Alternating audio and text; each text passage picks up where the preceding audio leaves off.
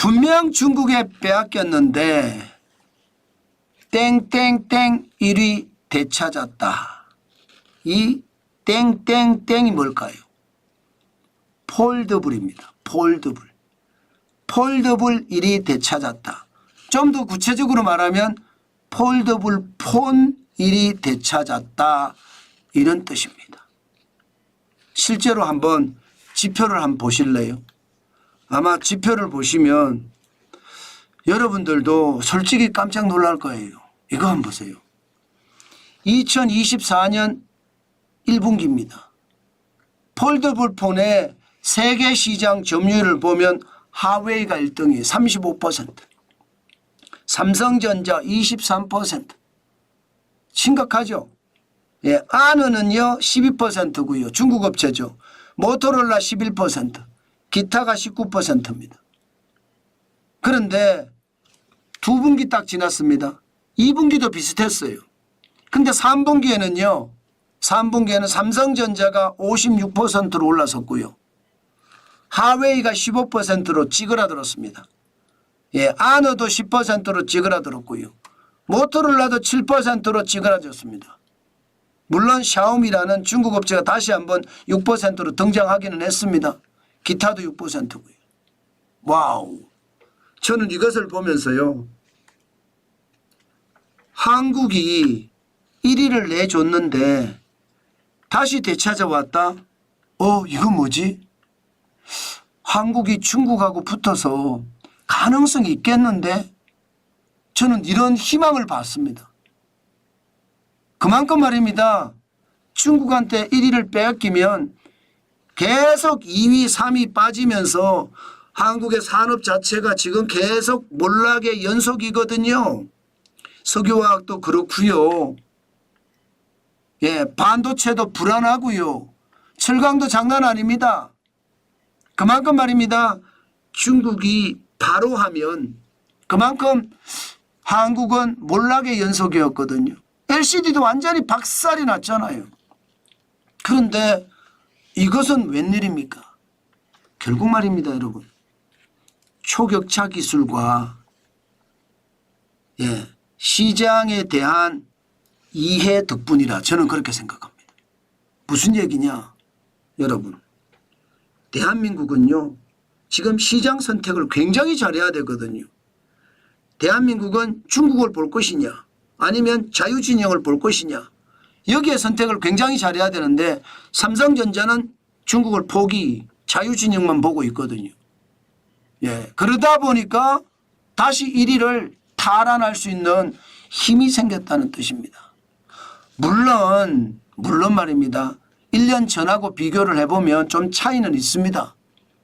2023년 3분기에는 여러분 삼성전자가 폴더블 폰 시장의 70%를 장악을 했었거든요. 이게 56%로 줄은 건 맞아요. 하웨이는 13%에서 15%로 약간 늘린 것도 맞고요.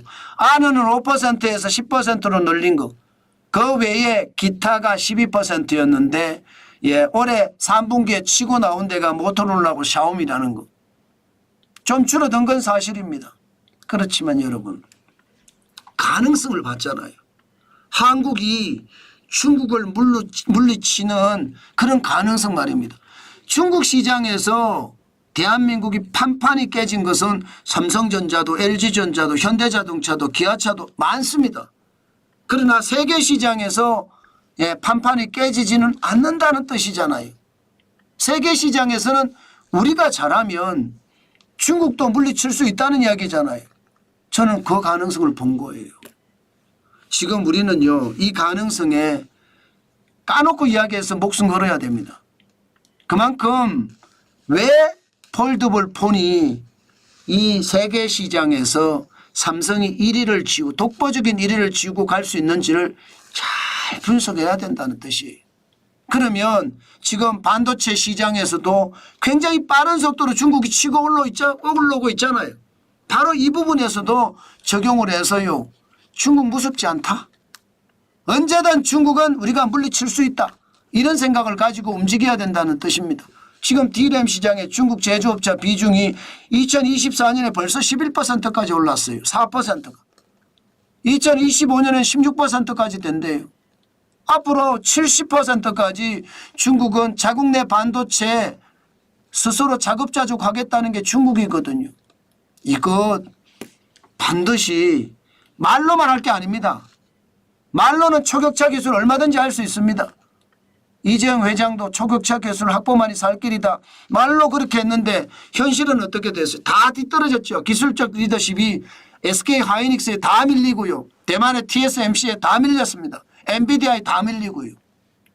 말로만 해왔던 거예요. 현실을 몰랐던 거예요. 바닥을 몰랐던 거예요. 저는 바닥까지 알면서 반드시 준비를 해야 되는, 그러면 반도체 안 죽을 겁니다. 반도체는 삼성만의 독보적인 존재로 점점 더 성장을 해갈 겁니다.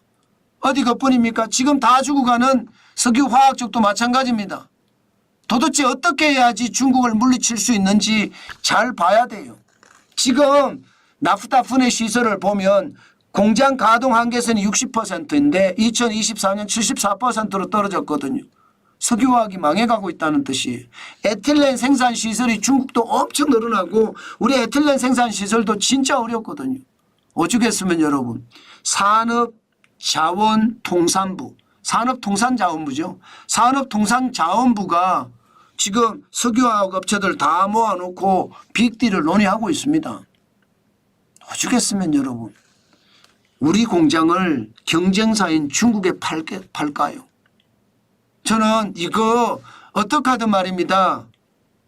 예, 이게 폴더블 폰이 어떻게 이겼는지 당연히 보시면서 여기에 방안이 나와야 된다 그런 생각도 합니다. 철강도 지금 장난 아니잖아요. 세상에 수출이 많아진다는데 대한민국의 철강, 조강이죠. 조강. 샘물 생산량이 줄어들었어요. 전년 대비 5.4%나 줄어들었습니다. 2010년 수준이라고 합니다. 철강도 지금 위험하다는 뜻이거든요. 철강도. 조선도 마찬가지입니다. 조선도. 조선도 말입니다. 2024년 9월 현재예요. 전 세계 조선 선박 수주량 18%밖에 안 됩니다. 2019년에 32.6%면 반토막 난 거죠. 이것도 중국을 물리칠 수 있는 방법을 찾아내야 돼요. 그러려 그러면 여러분 보세요. 조선이든 철강이든 석유화학이든 반도체든 굵직굵직한 거잖아요. 이거는요. 회사 자체적으로 할 수도 있지만 못할 수도 있습니다. 저는 정부의 지원이 절실하다 생각합니다. 중국은 모든 산업에 산업 보조금을 줘가면서 지금 그 나라 제조업을 살리기 위해서 노력하잖아요. 우리는요. 야당이든 여당이든 기업을 보지도 않습니다. 저는 이거 아니라고 보거든요. 저는 나라 지도자라는 사람들이 오히려 나라를 망치고 있는 것 저는 지금 봐야 된다고 생각합니다. 이거 제대로 안 보면 나라는 진짜 무너질 거예요. 그만큼 말입니다. 정부가 나서서 어떻게 하는 게 맞는 것인지 시장을 주도하라는 뜻이 아니에요. 지켜보면서 지원하라는 뜻이에요. 중국은 공장을 지을 때도 땅도 공짜, 투자금도 엄청나게 부어주잖아요. 예, 투자금도 말입니다. 10조짜리 공장을 지으려고 그러면요. 내 돈 5, 6%만 있으면 10조짜리 공장 짓습니다. 또 공장을 지어 놓으면 산업보조금부터 시작해서요. 전기값, 물값, 사람을 뽑으면 그에 또 보조금 또 줍니다. 그러니 우리나라가 이길 수 있겠습니까? 못 이깁니다. 물론 장기적으로 가면 뭐 국가 부채가 많아져서 국가가 망할 수도 있겠죠. 그러나 지금 당장은 아니거든요. 우리는 중국이 전 산업에 걸쳐서 보조금을 주는 것을 잘 생각을 해보고 우리는 행동해야 돼. 미국도 마찬가지 보조금 다 줍니다. 일본도 마찬가지 보조금 줍니다. 대만도 보조금 줍니다. 우리만 재벌 특혜 내지는 대기업 특혜라면서 안 주거든요. 이거 정신 차려서 봐야 된다는 생각을 합니다. 물론 뭐 지금 폴더블 폰이 보조금을 줘서 이긴 건 아니에요. 그렇지만 2위로 밀려났다가 다시 1위로 올라가는 사례. 참 쉽지 않은 사례입니다. 대한민국 같은 나라에서 말입니다.